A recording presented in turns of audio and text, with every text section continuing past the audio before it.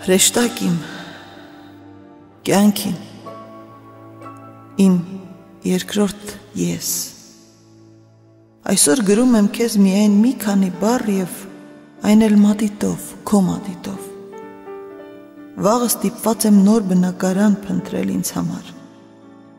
այնքան անհարմար է հատկապես հիմա, և ինչի համար է այս խորը թախիծը անխուսափելիից առաջ, միթե սերը կարող է գոյություն ունենալ առանց զոհերի, առանց ինքնամերժման, դու կարող ես անել այնպես, որ ամբողջովին ես պատկանեմ քեզ, իսկ դու ինձ, Աստված իմ, սերը պահանջում է ամեն ինչ և ունի դրա իրավունքը,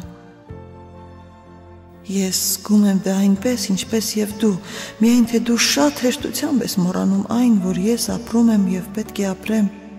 մեր երկուսի համար, քո և իմ, լավ ինչևէ, երևի շուտով մենք կհանդիպենք, գուցե հենց այդ պատճառով էլ ես չեմ կարող քեզ ասել այն եզրակացությունների մասին,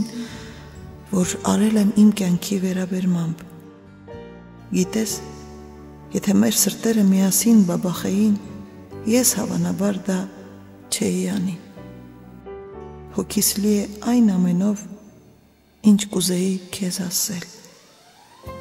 լինում են պահեր, երբ ինձ թվում է, որ մեր լեզուն անզոր է,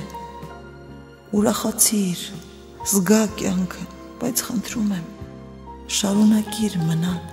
իմը, մնա իմ անփոխարինելին, միակ գանձը,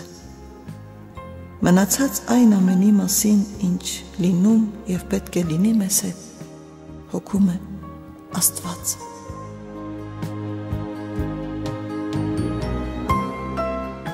Ես ցավում եմ մտածելով, որ դու շաբաթ օրվանից շուտ չես ստանա իմ ծրարը, ինչպես էլ որ դու սիրես ինձ, ես միևնույն է, սիրում եմ քեզ ավելի ուժգին, միշտ եղիր անկեղծ ինձ հետ, բարի գիշեր, Աստված իմ այսքան մոտ և այսքան հեռու, արդյոք ամբողջ երկինքը չի բացահայտում մեր սերը, և արդյոք մեր սերը նույնքան անդրդվելի է, ինչպես երկինքը, քո հավատարիմ